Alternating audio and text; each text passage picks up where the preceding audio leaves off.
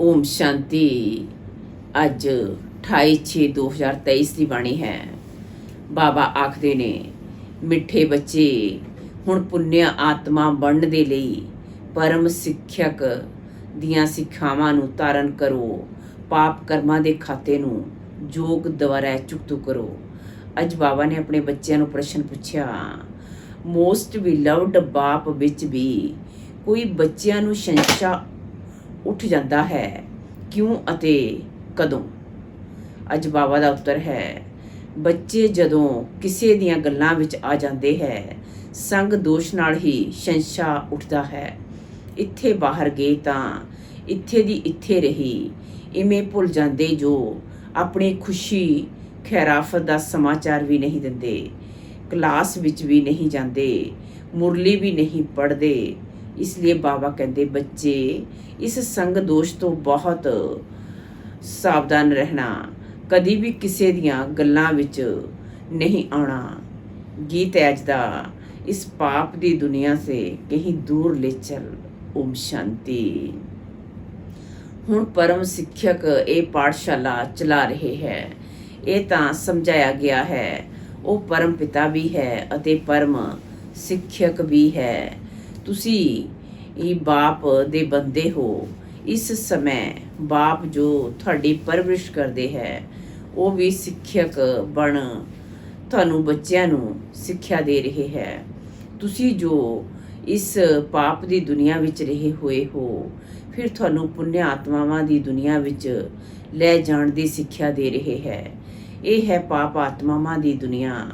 ਸਭ ਤੋਂ ਜ਼ਿਆਦਾ ਪਾਪ ਕਰਾਉਣ ਵਾਲੀ ਮਾਇਆ ਰਾਵਣ ਹੈ। ਸਭ ਤੋਂ ਵੱਡਾ ਪਾਪ ਹੈ ਇੱਕ ਦੋ ਨੂੰ ਪਤਿਤ ਬਣਾਉਣਾ। 21 ਜਨਮ ਦੇ ਲਈ ਆਤਮਾ ਨੂੰ ਪਾਵਨ ਬਣਾਉਣ ਦਾ ਪਾਠ ਪਤਿਤ ਪਾਵਨ ਬਾਪ ਦਾ ਹੈ। ਜਦੋਂ ਉਹ ਗੋਡ ਫਾਦਰ ਕਹਿੰਦੇ ਹੈ ਤਾਂ ਅੱਖ ਜ਼ਰੂਰ ਉੱਪਰ ਕਰਦੇ ਹੈ, ਫਿਰ ਕਹਿ ਦਿੰਦੇ ਹੈ ਪਰਮ ਪਿਤਾ ਸਰਵਿਆਪੀ ਹੈ। ਬਾਪ ਸਮਝਾਉਂਦੇ ਹੈ, ਇਸ ਮਾਇਆ ਨੇ ਸਭ ਨੂੰ ਤੁੱਛ ਬੁੱਧੀ ਬਣਾ ਦਿੱਤਾ ਹੈ। ਸਭ ਪਰਮਾਤਮਾ ਨੂੰ ਯਾਦ ਕਰਦੇ ਹੈ, ਕਿਉਂਕਿ ਜਾਣਦੇ ਹੈ ਇਹ ਦੁੱਖ ਧਾਮ ਹੈ। ਸਾਧੂ ਲੋਕ ਵੀ ਸਮਝਦੇ ਹੈ ਇਹ ਦੁੱਖ ਧਾਮ ਹੈ, ਇਸ ਲਈ ਸਾਧਨਾ ਕਰਦੇ ਹੈ ਸ਼ਾਂਤੀ ਧਾਮ ਵਿੱਚ ਜਾਣ ਦੀ। ਭਾਰਤ ਵਾਸੀ ਵੀ ਚਾਹੁੰਦੇ ਹੈ ਅਸੀਂ ਸ਼੍ਰੀ ਕ੍ਰਿਸ਼ਨਪੁਰੀ ਵਿੱਚ ਜਾਈਏ। ਸਭ ਤੋਂ ਪਿਆਰੇ ਤੋਂ ਪਿਆਰਾ ਹੈ ਸ਼੍ਰੀ ਕ੍ਰਿਸ਼ਨ, ਪਰ ਭਾਰਤ ਵਾਸੀ ਸਮਝਦੇ ਨਹੀਂ ਕਿ ਉਹ ਕਦੋਂ ਆਇਆ, ਕੀ ਆ ਕੇ ਕੀਤਾ। ਬਾਪ ਕਹਿੰਦੇ ਹੈ, ਇੱਥੇ ਇੱਕ ਵੀ ਪੁੰਨਿਆ ਆਤਮਾ ਨਹੀਂ, ਭਾਵੇਂ ਦਾਨ ਪੁੰਨਿਆ ਤੇ ਕਰਦੇ ਰਹਿੰਦੇ ਹੈ, ਇਸ ਨਾਲ ਅਲਪਕਾਲ ਦਾ ਸੁੱਖ ਮਿਲਦਾ ਹੈ। ਇਵੇਂ ਨਹੀਂ ਕਿ ਸਦਾ ਸੁਖੀ ਸਦਾ ਸ਼ਾਂਤ ਬਣ ਜਾਂਦੇ ਹੈ। ਦੁੱਖ ਧਾਮ ਵਿੱਚ ਸਦਾ ਸ਼ਾਂਤੀ ਹੋ ਨਹੀਂ ਸਕਦੀ।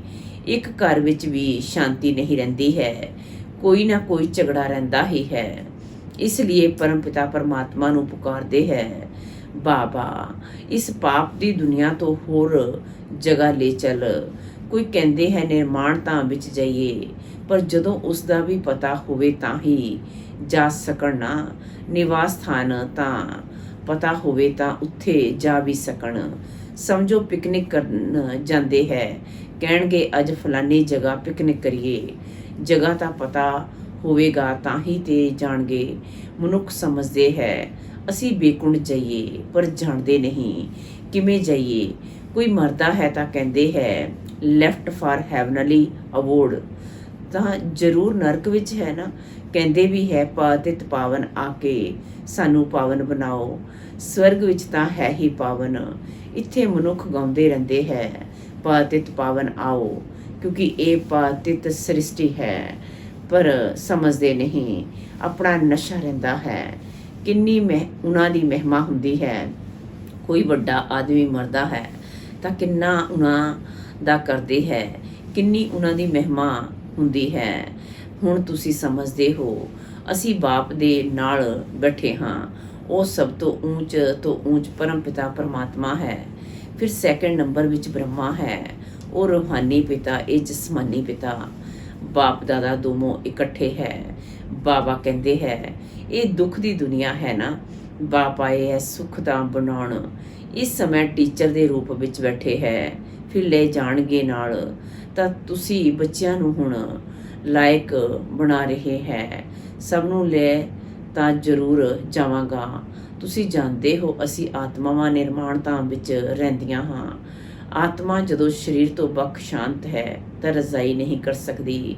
ਰਜ਼ਾਈ ਕਰਨੀ ਹੈ ਸਰੀਰ ਨਾਲ। ਪਹਿਲੇ ਤਾਂ ਜ਼ਰੂਰ ਸਵੀਟ ਹੋਮ ਜਾਣਾ ਪਏ ਤਾਂ ਜ਼ਰੂਰ ਸਵੀਟ ਬਾਬਾ ਚਾਹੀਦਾ ਹੈ। ਬਾਬਾ ਸਮਝਾਉਂਦੇ ਹੈ, ਹੇ ਭਾਰਤ ਵਾਸੀਓ, ਮੇਰਾ ਜਨਮ ਹੀ ਭਾਰਤ ਵਿੱਚ ਹੁੰਦਾ ਹੈ। ਮੈਂ ਆਇਆ ਹੀ ਭਾਰਤ ਵਿੱਚ ਹਾਂ। ਤੁਹਾਨੂੰ ਇਹ ਵੀ ਪਤਾ ਨਹੀਂ ਹੈ ਕਿ ਬਾਪ ਪਹਿਲੇ ਕਦੋਂ ਆਇਆ ਸੀ। ਆ ਕੇ ਭਾਰਤ ਨੂੰ ਵੇਗਰ ਤੋਂ ਪ੍ਰਿੰਸ ਬਣਾਇਆ ਸੀ। ਤੁਸੀਂ ਮੇਰੀ ਜਯੰਤੀ ਮਨਾਉਂਦੇ ਹੋ, ਸ਼ਿਵਰਾਤਰੀ ਮਨਾਉਂਦੇ ਹੋ ਨਾ, ਫਿਰ ਹੁੰਦੀ ਹੈ ਸ਼੍ਰੀ ਕ੍ਰਿਸ਼ਨ ਜਯੰਤੀ। ਜਦੋਂ ਤੱਕ ਸ਼ਿਵ ਜਯੰਤੀ ਨਾ ਹੋਵੇ ਉਦੋਂ ਤੱਕ ਸ਼੍ਰੀ ਕ੍ਰਿਸ਼ਨ ਜਯੰਤੀ ਹੋ ਕਿਵੇਂ ਸਕਦੀ। ਸਵਰਗ ਦੀ ਜਯੰਤੀ ਅਤੇ ਨਰਕ ਦਾ ਵਿਨਾਸ਼ ਹੋਣਾ ਹੈ। ਸਵਰਗ ਦੀ ਜਯੰਤੀ ਸ਼ਿਵ ਬਾਬਾ ਹੀ ਕਰਨਗੇ, ਸ਼੍ਰੀ ਕ੍ਰਿਸ਼ਨ ਥੋੜੇ ਹੀ ਕਰਨਗੇ। ਸ਼੍ਰੀ ਕ੍ਰਿਸ਼ਨ ਦੀ ਤਾਂ ਤੁਸੀਂ ਮਹਿਮਾ ਕਰਦੇ ਹੋ ਕਿ ਉਹ ਬੇਕੁੰਠ ਨਾਥ ਹੈ। ਸ਼ਿਵ ਭਗਵਾਨ ਦੀ ਬਾਇਓਗ੍ਰਾਫੀ ਕਿੱਥੇ ਕੋਈ ਨਹੀਂ ਜਾਣਦੇ। ਹੁਣ ਤੁਸੀਂ ਜਾਣ ਗਏ ਹੋ। ਅੱਜ ਕੱਲ੍ਹ ਤਾਂ ਸ਼ਿਵ ਜਯੰਤੀ ਦਾ ਕੋਈ ਮੁੱਲ ਨਹੀਂ ਰਿਹਾ ਹੈ। ਸ਼ਿਵ ਜਯੰਤੀ ਨਾਮ ਹੀ ਉਡਾ ਦਿੱਤਾ ਹੈ। ਤ੍ਰਿਮੂਰਤੀ ਦੇ ਉੱਪਰ ਵੀ ਸ਼ਿਵ ਦੇ ਬਦਲੇ ਤ੍ਰਿਮੂਰਤੀ ਬ੍ਰਹਮਾ ਕਹਿ ਦਿੰਦੇ ਹੈ। ਬਾਪ ਸਮਝਾਉਂਦੇ ਵੀ ਹੈ ਅਤੇ ਨਾਲ ਨਾਲ ਕਹਿੰਦੇ ਵੀ ਹੈ, ਬੱਚੇ ਇਹ ਅਨਾਦਿ ਬਣਿਆ ਬਣਾਇਆ ਡਰਾਮਾ ਹੈ। ਆਧਾ ਕਲਪ ਹੈ ਭਗਤੀ ਮਾਰਗ, ਆਧਾ ਕਲਪ ਹੈ ਗਿਆਨ ਮਾਰਗ, ਆਧਾ ਹੈ ਨਾ। ਹੁਣ ਤਾਂ ਉਹ ਲੋਕ ਸਤਯੁਗ ਤ੍ਰੇਤਾ ਨੂੰ ਲੱਖਾਂ ਵਰੇ ਕਹਿ ਦਿੰਦੇ ਹੈ ਅਤੇ ਕਲਯੁਗ ਦੀ ਉਮਰ ਛੋਟੀ ਦਿਖਾਉਂਦੇ ਹੈ। ਤਾਂ ਫਿਰ ਅੱਧਾ ਕਿਵੇਂ ਹੋਵੇਗਾ। ਸਤਯੁਗ ਨੂੰ ਬਹੁਤ ਲੰਬਾ ਕਹਿ ਦਿੰਦੇ ਹੈ, ਕਲਯੁਗ ਦੇ 40,000 ਵਰੇ ਕਹਿ ਦਿੰਦੇ ਹੈ। ਆਧਾ ਤਾਂ ਹੋਇਆ ਨਾ। ਫਿਰ ਭਗਤੀ ਮਾਰਗ ਕਦੋਂ ਸ਼ੁਰੂ ਹੋਇਆ। ਰਾਮ ਰਾਜ ਅਤੇ ਰਾਵਣ ਰਾਜ ਆਧਾ ਹੈ। ਕਲਪ ਦੀ ਉਮਰ ਹੀ 5,000 ਵਰੇ ਦੀ ਹੈ। 4 ਹਿੱਸੇ ਦਾ ਹੀ ਮਹੱਤਵ ਹੈ। ਜਗਨਨਾਥਪੁਰੀ ਵਿੱਚ ਚਾਵਲਾਂ ਦਾ ਹਾਂਡਾ ਬਣਾਉਂਦੇ ਹੈ, ਫਿਰ ਉਹਨਾਂ ਦੇ 4 ਭਾਗ ਹੋ ਜਾਂਦੇ ਹੈ। ਸਵਸਤਿਕਾ ਵਿੱਚ ਵੀ 4 ਭਾਗ ਦਿਖਾਉਂਦੇ ਹੈ, ਉਸ ਵਿੱਚ ਗਣੇਸ਼ ਨਿਕਾਲਦੇ ਹੈ। ਇਹ ਸਭ ਹੈ ਪੂਜਾ ਦੀ ਸਮੱਗਰੀ। ਬਾਪ ਕਹਿੰਦੇ ਹੈ, ਹੁਣ ਤੁਹਾਡੇ ਪਾਪਾਂ ਦਾ ਖਾਤਾ ਚੁਕਤੂ ਹੋ, ਪੁੰਨਿਆਂ ਦਾ ਖਾਤਾ ਜਮ੍ਹਾਂ ਹੋ ਰਿਹਾ ਹੈ। ਜਿੰਨਾ ਮੈਨੂੰ ਯਾਦ ਕਰੋਗੇ ਉਨਾ ਪਾਪ ਭਸਮ ਹੋਣਗੇ ਤਾਂ ਤੁਸੀਂ ਪੁੰਨਿਆ ਆਤਮਾ ਬਣੋਗੇ। ਗੰਗਾ ਇਸ਼ਨਾਨ ਕਰਨ ਜਾਂਦੇ ਹੈ ਪਵਿੱਤਰ ਬਣਨ ਦੇ ਲਈ, ਫਿਰ ਆ ਕੇ ਅਪਵਿੱਤਰ ਬਣਦੇ ਹੈ। ਪਰ ਇਹ ਵੀ ਕੋਈ ਹੋਰ ਸਮਝਾ ਨਹੀਂ ਸਕਦੇ। ਬਾਪ ਫਿਰ ਵੀ ਬਾਪ ਹੈ, ਬਾਕੀ ਤਾਂ ਸਭ ਭਰਾ ਹੈ। ਆਤਮਾ ਦੇ ਰੂਪ ਨਾਲ ਸਭ ਭਰਾ ਹੈ। ਭਰਾ ਨੂੰ ਭਰਾ ਤੋਂ ਕੋਈ ਤਰ੍ਹਾਂ ਦਾ ਵਰਸਾ ਮਿਲ ਨਾ ਸਕੇ। ਵਰਸਾ ਮਿਲਦਾ ਹੀ ਹੈ ਬਾਪ ਕੋਲੋਂ। ਬਾਪ ਇੱਕ ਹੈ, ਇਸ ਵਿੱਚ ਕੰਬਾਈਨਡ ਹੈ। ਉਹ ਅਸੀਂ ਆਤਮਾਵਾਂ ਦਾ ਬਾਪ ਅਤੇ ਇਹ ਫਿਰ ਹੈ ਮਨੁੱਖਾਂ ਦਾ ਪਿਤਾ, ਪ੍ਰਜਾਪਿਤਾ ਹੈ ਨਾ। ਹੁਣ ਤੁਸੀਂ ਜਾਣਦੇ ਹੋ ਕਿ ਇਸ ਪਾਪ ਦੀ ਦੁਨੀਆ ਤੋਂ ਸੁੱਖ ਧਾਮ ਵਿੱਚ ਜਾ ਰਹੇ ਹਾਂ। ਸ਼੍ਰੀਮਤ ਨਾਲ ਅਸੀਂ ਸ੍ਰੇਸ਼ਟ ਮਤਲਬ ਬ੍ਰਾਹਮਣ ਤੋਂ ਦੇਵਤਾ ਬਣਦੇ ਹਾਂ। ਬ੍ਰਾਹਮਣ ਵਰਣ ਵੀ ਭਾਰਤ ਦੇ ਨਾਲ ਹੀ ਲੱਗਦੇ ਹੈ, ਹੋਰ ਧਰਮਾਂ ਦੇ ਨਾਲ ਵਰਣ ਨਹੀਂ ਲੱਗਦੇ ਹੈ। ਬ੍ਰਾਹਮਣ ਵਰਣ, ਫਿਰ ਦੇਵਤਾ ਵਰਣ, ਫਿਰ ਸ਼ਤਰੀय ਵਰਣ, ਫਿਰ ਸ਼ੂਦਰ ਵਰਣ, ਇਹ ਆਲ ਰਾਊਂਡਰ ਹੋਇਆ ਨਾ। ਹੋਰਨਾਂ ਨੂੰ ਇਹਨਾਂ ਵਰਣਾਂ ਵਿੱਚ ਨਹੀਂ ਲਿਆ ਸਕਦੇ। ਵਿਰਾਟ ਰੂਪ ਵਿੱਚ ਵੀ ਇਹ ਵਰਣ ਵਿਖਾਉਂਦੇ ਹੈ। ਬ੍ਰਾਹਮਣ ਵਰਣ ਹੀ ਈਸ਼ਵਰੀय ਵਰਣ ਹੈ, ਜਿਸ ਵਿੱਚ ਤੁਸੀਂ ਆ ਕੇ ਬਾਪ ਦੇ ਬੱਚੇ ਬਣਦੇ ਹੋ। ਪ੍ਰਜਾਪਿਤਾ ਬ੍ਰਹਮਾ ਦੇ ਬੱਚੇ ਤੁਸੀਂ ਬੀਕੇ ਹੋ। ਜਿਵੇਂ ਕ੍ਰਾਈਸਟ ਦਾ ਜਿਸਮਾਨੀ ਬਾਪ ਹੋਇਆ, ਰੂਹਾਨੀ ਬਾਪ ਸਭ ਦਾ ਇੱਕ ਹੀ ਹੈ। ਉਹ ਨਿਰਾਕਾਰ ਬਾਪ ਆ ਕੇ ਸਾਕਾਰ ਸਰੀਰ ਦਾ ਲਾਉਣ ਲੈਂਦੇ ਹੈ। ਸ਼੍ਰੀ ਕ੍ਰਿਸ਼ਨ ਦੀ ਖੜਾਊ ਆਦਿ ਰੱਖ ਪੂਜਾ ਕਰਨਗੇ। ਸ਼ਿਵ ਬਾਬਾ ਕਹਿੰਦੇ ਹੈ, ਮੇਰਾ ਤਾਂ ਨਾ ਚਰਨ ਹੈ ਨਾ ਖੜਾਊ ਪਹਿਨਦਾ ਹਾਂ। ਮੈਂ ਮਾਤਾਵਾਂ ਨੂੰ ਆਪਣੇ ਚਰਨਾਂ ਤੇ ਕਿਵੇਂ ਝੁਕਾਵਾਂਗਾ। ਬਾਪ ਜਾਣਦੇ ਹੈ ਬੱਚੇ ਬਹੁਤ ਥੱਕੇ ਹੋਏ ਹੈ। ਬੱਚਿਆਂ ਦੀ ਥਕਾਵਟ ਆ ਕੇ ਮਿਟਾਉਂਦੇ ਹੈ, ਇਸ ਥਕਾਵਟ ਨੂੰ ਹੀ ਦੂਰ ਕਰ ਦਿੰਦੇ ਹੈ। ਸਤਯੁਗ ਵਿੱਚ ਥਕਾਵਟ ਦੀ ਗੱਲ ਹੀ ਨਹੀਂ ਰਹਿੰਦੀ। ਹੁਣ ਤਾਂ ਮਾਥਾ ਟੇਕਦੇ ਟਿੱਪੜ ਘੜੀ ਕਿਸ ਦੇ ਟਿੱਪੜ ਹੀ ਖਾਲੀ ਕਰ ਦਿੱਤੀ ਹੈ। Waste of time, waste of money. ਬਾਪ ਕਹਿੰਦੇ ਹੈ, ਮੈਂ ਤੁਹਾਨੂੰ ਬੱਚਿਆਂ ਨੂੰ ਬਹੁਤ ਧਨਵਾਨ ਬਣਾਇਆ ਸੀ, ਹੁਣ ਫਿਰ ਬਣਾ ਰਿਹਾ ਹਾਂ। ਇਹ ਇੱਕ ਵਰਸ਼ਨ ਲੱਖਾਂ ਦੀ ਮਲਕੀਅਤ ਹੈ। ਭਾਰਤ ਕਿੰਨਾ ਕੰਗਾਲ ਬਣਿਆ ਹੈ। ਇੰਨਾ ਸਾਲਵੈਂਟ ਕਦੀ ਕੋਈ ਹੁੰਦਾ ਨਹੀਂ। ਪ੍ਰਜਾ ਸਾਹੂਕਾਰ ਹੈ। ਗੌਰਮੈਂਟ ਲੋਨ ਲੈਂਦੀ ਰਹਿੰਦੀ ਹੈ। ਕਿਸਮ ਕਿਸਮ ਦੀ ਤਰਕੀਬ ਕੱਢਦੇ ਰਹਿੰਦੇ ਹੈ ਲੋਨ ਲੈਣ ਦੀਆਂ। ਭਾਰਤ ਦੀ ਗੌਰਮੈਂਟ ਵਿਚਾਰੀ ਸਭ ਭੁੱਲ ਗਈ ਹੈ। ਜੋ ਸੁੱਖ ਖੁਦ ਮਾਲਿਕ ਸੀ ਉਹੀ ਪ੍ਰਜਾ ਤੋਂ ਪੁਜਾਰੀ ਬਣ ਗਏ ਹੈ। ਹੁਣ ਸਮਝਦੇ ਹੈ ਬਰੋਬਰ ਅਸੀਂ ਸੋ ਦੇਵੀ ਦੇਵਤਾ ਸੀ, ਵਿਸ਼ਵ ਦੇ ਮਾਲਿਕ ਸੀ ਹਮ ਸੋ ਇਸ ਸਮੇਂ ਈਸ਼ਵਰੀ ਸੰਤਾਨ ਬ੍ਰਾਹਮਣ ਕੁਲ ਭੂਸ਼ਣ ਹਾਂ। ਫਿਰ ਅਸੀਂ ਸੋ ਦੇਵਤਾ ਵਰਣ ਵਿੱਚ ਆਵਾਂਗੇ, ਫਿਰ ਸ਼ਤਰੀਆ ਵੈਸ਼ਯ ਸ਼ੂਦਰ ਵਰਣ ਵਿੱਚ ਆਵਾਂਗੇ, ਫਿਰ ਬ੍ਰਾਹਮਣ ਬਣਾਂਗੇ। ਇਹ ਹਮ ਸੋ ਦਾ ਅਰਥ ਵੀ ਤੁਸੀਂ ਸਮਝਦੇ ਹੋ। ਉਹ ਫਿਰ ਕਹਿੰਦੇ ਹੈ ਹਮ ਆਤਮਾ ਸੋ ਪਰਮਾਤਮਾ ਬੇੜਾ ਹੀ ਗਰਕ ਕਰ ਦਿੱਤਾ ਹੈ।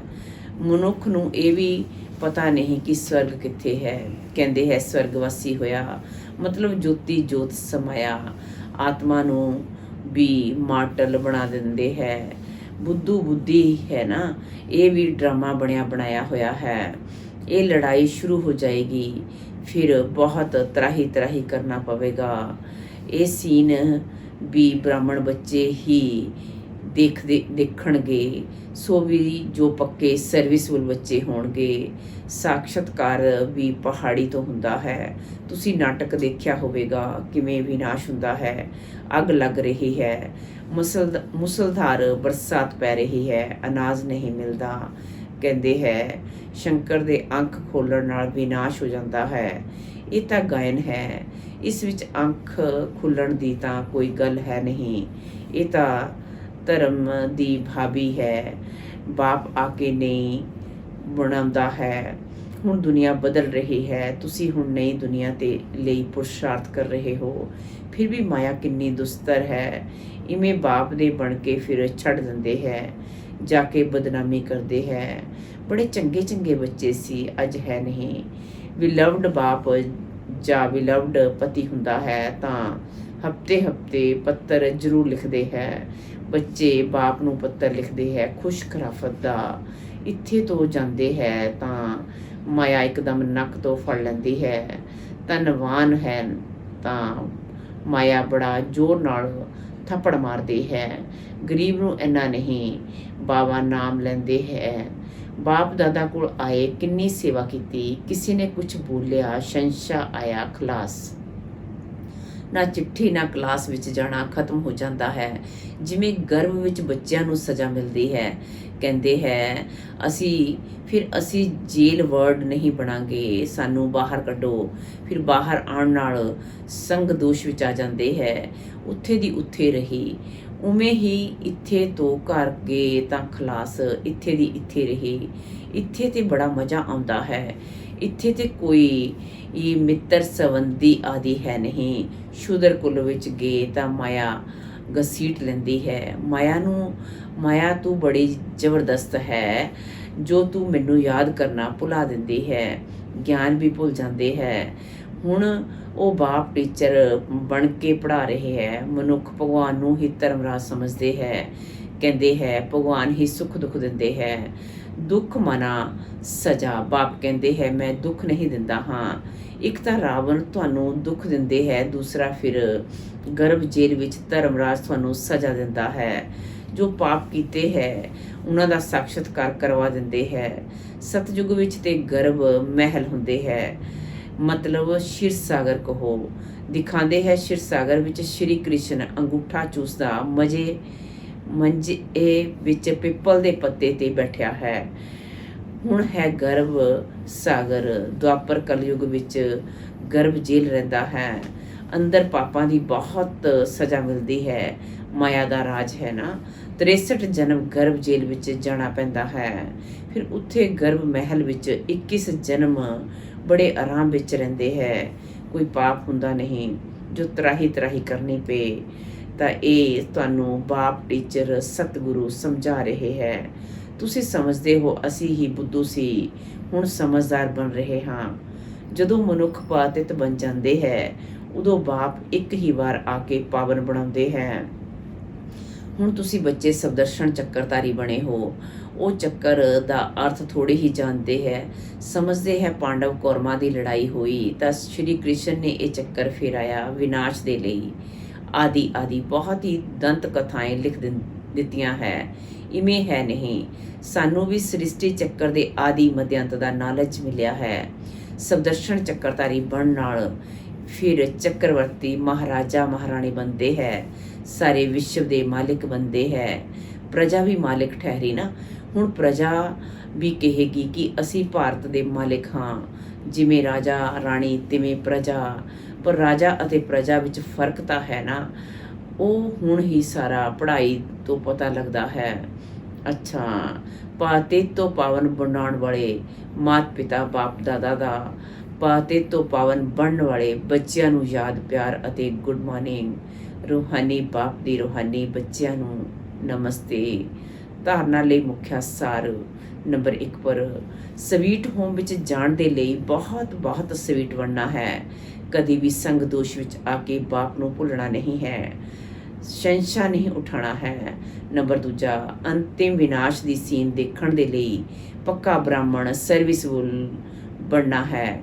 ਬਾਪ ਦਾ ਬਣ ਕੇ ਬਾਪ ਦੀ ਬਦਨਾਮੀ ਨਹੀਂ ਕਰਾਉਣੀ ਹੈ। ਵਰਦਾਨ ਹੈ ਅੱਜ ਦਾ, ਦਿਵਯ ਬੁੱਧੀ ਅਤੇ ਰੂਹਾਨੀ ਦ੍ਰਿਸ਼ਟੀ ਦੇ ਵਰਦਾਨ ਦੁਆਰਾ ਨੰਬਰ 1 ਲੈਣ ਵਾਲੇ ਸ੍ਰੇਸ਼ਟ ਪੁਰਸ਼ਾਰਥੀ ਭਵ। ਦਿਵਯ ਬੁੱਧੀ ਅਤੇ ਰੂਹਾਨੀ ਦ੍ਰਿਸ਼ਟੀ ਦੇ ਵਰਦਾਨ ਦੁਆਰਾ ਨੰਬਰ 1 ਲੈਣ ਵਾਲੇ ਸ੍ਰੇਸ਼ਟ ਪੁਰਸ਼ਾਰਥੀ ਭਵ। ਅੱਜ ਬਾਬਾ ਆਖਦੇ ਨੇ ਹਰ ਇੱਕ ਬ੍ਰਾਹਮਣ ਬੱਚੇ ਨੂੰ ਦਿਵਯ ਬੁੱਧੀ ਅਤੇ ਰੂਹਾਨੀ ਦ੍ਰਿਸ਼ਟੀ ਦਾ ਵਰਦਾਨ ਜਨਮ ਤੋਂ ਹੀ ਪ੍ਰਾਪਤ ਹੁੰਦਾ ਹੈ। ਇਹ ਵਰਦਾਨ ਹੀ ਬ੍ਰਾਹਮਣ ਜੀਵਨ ਦਾ ਫਾਊਂਡੇਸ਼ਨ ਹੈ। ਇਹਨਾਂ ਦੋਨਾਂ ਗੱਲਾਂ ਦੇ ਆਧਾਰ ਤੇ ਸੰਗਮ ਯੁਗੀ ਪੁਰਸ਼ਾਰਥੀਆਂ ਦਾ ਨੰਬਰ ਬਣਦਾ ਹੈ। ਇਹਨਾਂ ਦਾ ਹਰ ਸੰਕਲਪ, ਬੋਲ ਅਤੇ ਕਰਮ ਵਿੱਚ ਜੋ ਜਿੰਨਾ ਯੂਜ਼ ਕਰਦਾ ਹੈ ਉਨਾ ਹੀ ਨੰਬਰ ਆਗੇ ਲੈਂਦਾ ਹੈ। ਰੂਹਾਨੀ ਦ੍ਰਿਸ਼ਟੀ ਨਾਲ ਬ੍ਰਿਤੀ ਅਤੇ ਕ੍ਰਿਤੀ ਖੁਦ ਬਣ ਜਾਂਦੀ ਹੈ। ਦਿਵਯ ਬੁੱਧੀ ਦੁਆਰਾ ਸਹੀ ਨਿਰਣੈ ਕਰਨ ਨਾਲ ਖੁਦ ਸੇਵਾ ਸੰਬੰਧ ਸੰਪਰਕ ਪੂਰੀ ਤਰ੍ਹਾਂ ਸ਼ਕਤੀਸ਼ਾਲੀ ਬਣ ਜਾਂਦਾ ਹੈ। ਸਲੋਗਨ ਹੈ ਜਿੱਦਾਂ ਫੀਚਰਸ ਵਿੱਚ ਰੂਹਾਨੀਅਤ ਦੀ ਝਲਕ ਉਦੋਂ ਆਏਗੀ ਜਦੋਂ ਸੰਕਲਪ, ਬੋਲ ਅਤੇ ਕਰਮ ਵਿੱਚ ਪਵਿੱਤਰਤਾ ਦੀ ਧਾਰਨਾ ਹੋਵੇਗੀ। ਫੀਚਰਸ ਵਿੱਚ ਰੂਹਾਨੀਅਤ ਦੀ ਝਲਕ ਉਦੋਂ ਆਏਗੀ ਜਦੋਂ ਸੰਕਲਪ, ਬੋਲ ਅਤੇ ਕਰਮ ਵਿੱਚ ਪਵਿੱਤਰਤਾ ਦੀ ਧਾਰਨਾ ਹੋਵੇਗੀ। ਚੰਗਾ, ਓਮ ਸ਼ਾਂਤੀ।